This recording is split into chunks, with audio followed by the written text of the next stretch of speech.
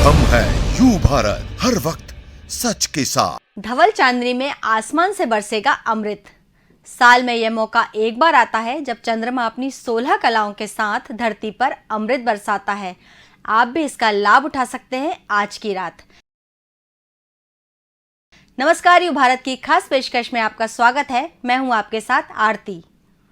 वर्ष के 12 महीनों में ये पूर्णिमा ऐसी है जो तन, मन और धन तीनों के लिए सर्वश्रेष्ठ होती है। इस पूर्णिमा को चंद्रमा की किरणों से अमृत की वर्षा होती है।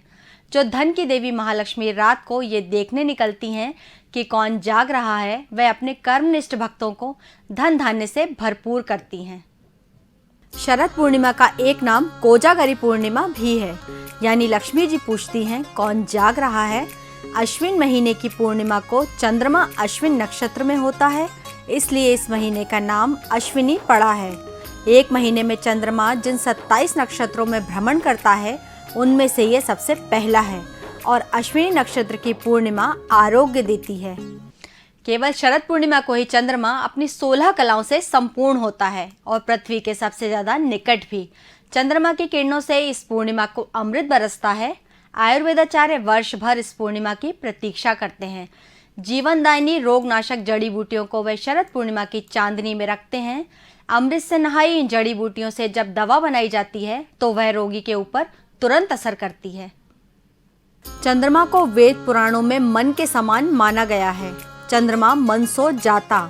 वायु पुराण में चंद्रमा को जल का कारक बताया गया है। प्राचीन ग्रंथों में चंद्रमा को औषधीय यानी औषधियों का स्वामी कहा गया है। ब्रह्म पुराण के अनुसार सोम या चंद्रमा से जो सुधामय तेज पृथ्वी पर गिरता है, उसी से औषधियों की उत्पत्ति हुई और जब औषधि 16 कला संपूर्ण हो तो अनुमान लगाइए इस दिन औषधियों को कितना बल मिलेगा। शरद पूर्णिमा की शीतल चांदनी में रखी खीर खाने से शरीर के सभी रोग दूर होते हैं। ज्येष्ठ, आषाढ़, सावन और भाद्रपद मास में शरीर में पित्त का जो संचय हो जाता है, शरद पूर्णिमा की शीतल धवल चांदनी में रखी खीर खाने से पित्त बाहर निकलता है। लेकिन इस खीर को एक विशेष विधि से बनाया जाता है। पूरी रात चांद की चांदनी में रखने के बाद सुबह खाली पेट यह खीर खाने से सभी रोग दूर होते हैं, शरीर निरोगी होता है।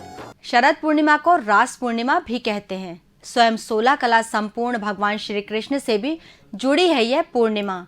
इस रात को अपनी राधा रानी और अन्य सखियों के साथ श्री कृष्ण महारास रचाते हैं।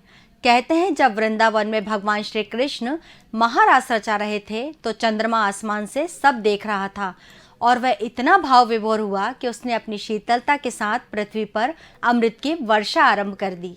गुजरात में शरद पूर्णिमा को लोग रास रचाते हैं और गरबा खेलते हैं।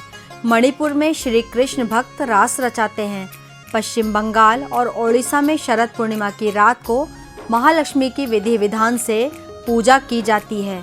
मान्यता है इस पूर्णिमा को जो महालक्ष्मी का पूजन करते हैं और रात भर जागते हैं, उनकी सभी कामनाओं की पूर्ति होती है। ओडिशा में शरद पूर्णिमा को कुमार पूर्णिमा के नाम से भी मनाया जाता है। आदिदेव महादेव और देवी पार्वती के पुत्र कार्तिकेय का जन्म इसी पूर्णिमा को हुआ था। गौरवर्ण, आकर्षक, सुंदर कार्तिकेय की पूजा कुंवारी लड़कियां उनके जैसा पति पाने के लिए करती हैं। शरद पूर्णिमा ऐसे महीने में आती है जब वर्षा ऋतु अंतिम समय में होती है। शरद ऋतु अपने बाल्यकाल में होती है और हेमंत ऋतु आरंभ हो चुकी होती है और इसी पूर्णिमा से कार्तिक स्नान प्रारंभ हो जाता है। तो आप कीजिए खीर रूपी अमृत का सेवन और मुझे दीजिए इजाजत। नमस्कार।